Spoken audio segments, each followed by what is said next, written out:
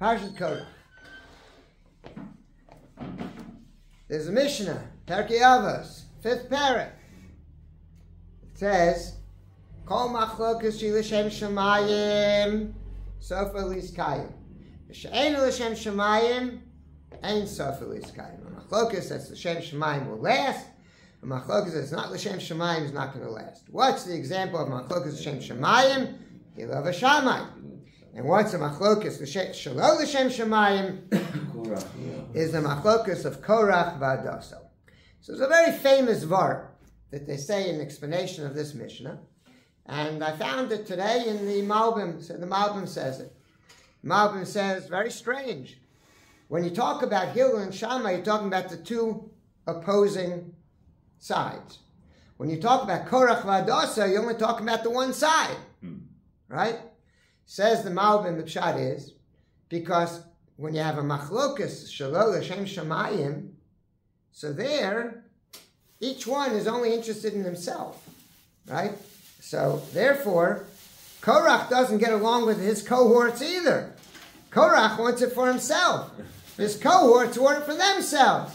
So just as much as Korach is against Moshe, Korach is against everybody else as well. And therefore, the Mishnah in Perkei Avos mentions all the people on the same side, because they're also have a machlokas. He explains. Only one can get it. So. Right.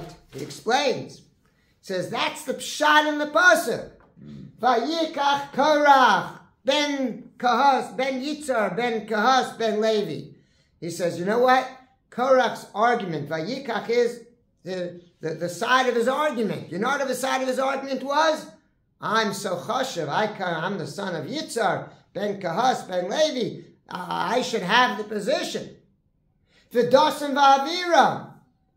Dasan v'Aviram, they also were fighting. What was their fight? Bnei Reuven. They're the sons of Reuven. We're the tribe that should be the Bechor. Right? V'yon ben Peles. Right? And also because he's from Reuven. So, and then the next pasuk, the 250 people, because they're Nesi'ei Eidah. Their point is, we're so chashiv, we should have a special position. So that the pasuk is setting out the positions of each one. This is what they're arguing about. This is what they all want, right? Each one has his own reason that he's coming to set out to argue against Moshe Rabbeinu.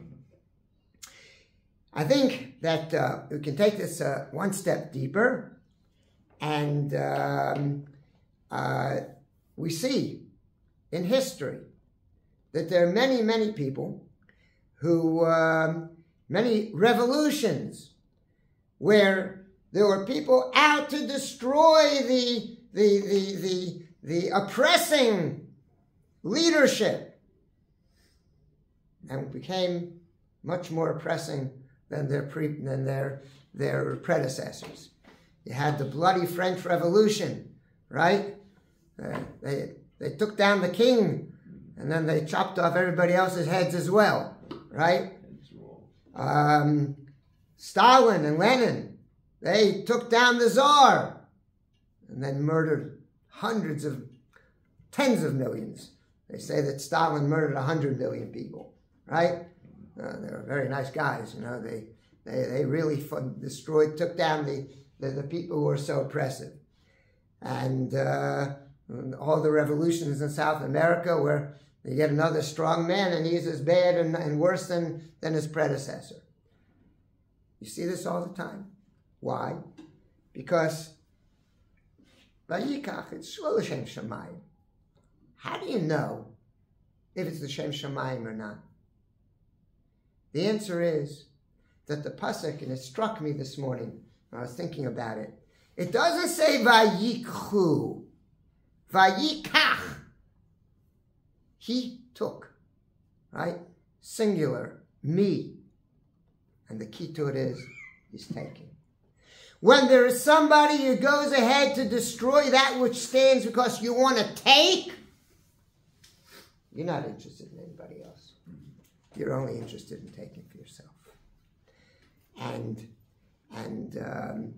the key to looking around and seeing today here in Israel, you've got demonstrations, and you've got all types of fights against. They're all against. They're all trying to say, give me the power. Give me this. There's nobody there to take into consideration that there's another side of the people who are there also have to count. No, it's all to take. I want to take it away from you. That's a sign that Shlo Shem Shemayim. That's a sign that the people have no interest in helping others. They're interested themselves. And when they get for themselves, you can be sure they're going to be ruthless and not care about anybody else. They can be worse than their predecessors. That's the nature of Machlokas Shelo L'Shem Shemayim. If we want to help others, if we want to fight to give to others, then that's the Shem Shemayim. When it's not lokachat, not to take, but to give, that's the sign of something that can have kiyum, that can be positive and enhance the world. Good job.